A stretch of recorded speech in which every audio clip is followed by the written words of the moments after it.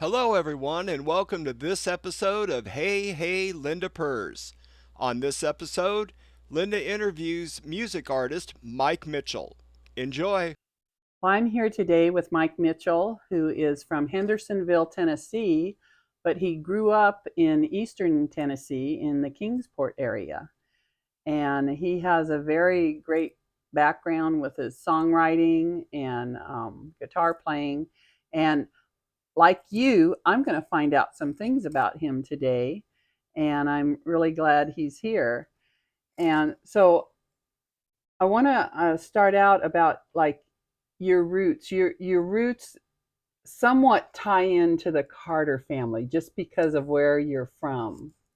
And where is that? Okay, Where well, I you? grew up in East Tennessee, which was just in Kingsport, Tennessee, which was across the state line from Southwest Virginia, Uh huh. uh, where the Carters are from, Hilton's, Virginia.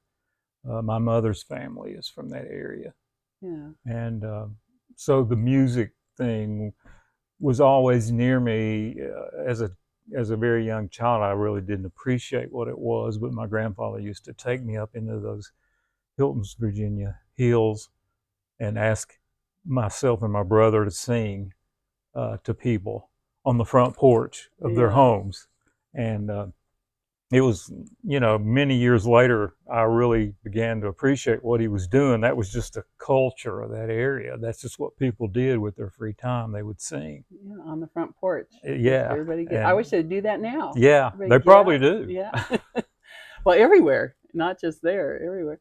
So now you went. Where did you go to high school? I went to Dobbins Bennett High School in Kingsport. Oh, okay. You went to, and so you got together with a fellow guy. What is his name? His name's Danny Redwine. And you were a duo. Did you, Danny Redwine? Hmm. Okay. Did you have a name of your duo? Mitchell Redwine. Mitchell Redwine. Oh, okay. Okay. That's good. Well, so tell us what happened. That was kind of like a beginning for you to get serious about music when you were in high school. Well, it was the time when I finally decided to break out of and try it. Mm-hmm. I had always wanted to be part of music. I was influenced and loved the Beatles, for example, Okay. and so I knew I wanted to be a musician. And Dan and I met and found that we had that in common, and we were both songwriters too. Oh, good. And so we started writing songs together, and we met a guy that liked our music, and we really intended for him to get us some jobs as musicians. But he liked our sound, and he said, "How would you guys like to make a record?"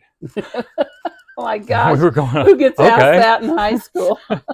okay, well, sure, we'll make a record." Wow, So that's we great. recorded a record while we were in high school, And and what is the name of that record? The song. well, "I'm Going Home" was we considered to be the A side, and the other side was "Lazy Me."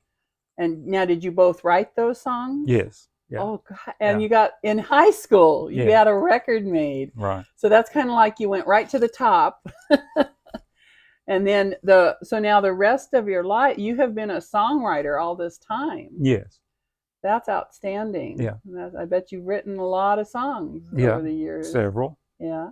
Now, what do you do now with your music? What kind of would you practice? Do you go somewhere? What do you Well, in the do? last several years, I have concentrated more on the songwriting than being an artist. Uh huh. I just felt like that was an easier road to take. Not that it's an easy road to take, but Right. certainly easier than to try to tackle to be an artist. Yes. Uh, so what I've been doing for the last several years, I moved to the Nashville area in 2004, and a Mhm. few years later, I just realized, I'm in Nashville, Tennessee, the songwriting capital of the world, Mhm. and I should take advantage of that. Yeah. So uh, I discovered the songwriter nights that they had in Yeah. town that you're Hmm. familiar with, and I started playing those, meeting other people, uh, started recording demos, and Okay. pitching songs, it's been my goal for quite a while is to make the demos of the songs to have other people record. Okay, so you've been trying to pitch them to particular artists? Any artist that I found was looking, I Yeah. would pitch them the songs. Okay. So how do you get involved with that? Do you have to find somebody that represents you to turn in a demo, or can you turn in a demo to anybody? Well, there are what you call pitch sheets that are available, and it's just a newsletter type document that comes out regularly that shows artists that are looking for songs. Really? Yeah, and Okay. the type of songs that they're looking for. Okay. Fortunately, there are still artists out there that do not write their own music. Yay. So those are the people that you want to go after. So you learn a little bit about the artist, maybe check their website and Yeah. listen to See what how they like, sound. and then pitch your So do songs to you find this sheet online on the computer, the pitch sheet? you can Google it. Google that. Yeah. Well, that's I use interesting. See, I've SongLink is the one that I work with now. SongLink. Yeah. Okay. See, I've learned something. This is why I want to network with musicians, because you just pick up little nuggets of things, So that's it. Now, what kind of music do you write and play, or that you like, or what's your style? Well, when I perform alone, usually with my acoustic guitar, and people that are familiar with what I do, they tell me that it's folk blues. Folk blues. So Okay. when I'm asked what I play, folk blues. Okay. When I go into the studio, though, I use other musicians. I've worked, just found a lot of musicians in the area, that are so great. And you need those in your demo. It's hard. People that listen to demos, they don't respond usually to one guy and his guitar. They want to hear how it would sound with a band or something. So recordings I've made, I've used other musicians. Okay. And the musicians that you select sort of create the genre that people will identify you with. Yeah. I mean, I've recorded with steel guitar players, fiddle players, and naturally those are considered country. And then I've worked with other musicians, rock and roll type musicians, and those songs are going to sound like that. Yeah. Well, that's really interesting. And you just continue on, and that's kind of where you're at now. You're doing those. Are you doing demos still, and your doing songwriting still, right? And going to songwriter nights, events around, like yours. Yeah, here in about a month. I know. So that'll be really good. I'm looking forward to hearing you. And now, where can people hear your music? ReverbNation.com, Mike Mitchell Songs. That's the only website that I work with now. Okay. But there's about 14 songs there. Oh, good. And also I've recorded a couple of albums that are available on Spotify or any of the, you could anywhere people can want to stream. So on Spotify, there's Mike Mitchell. Is it all Mike Mitchell songs? Is that how? Well, you could just your name, you could just pull up Mike Mitchell and you'll find it on Spotify. Yeah, and both albums are on there. And I did a single earlier this year called "Run for Cover," and that's on there. Okay.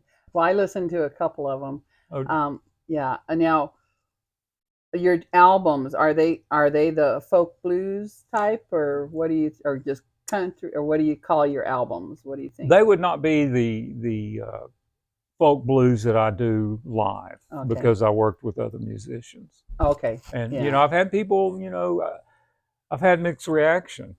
People will go, "That's not you," but I've just not found the right producer and the right timing to put out a solo record. Right. Well, it sounds like something in your future.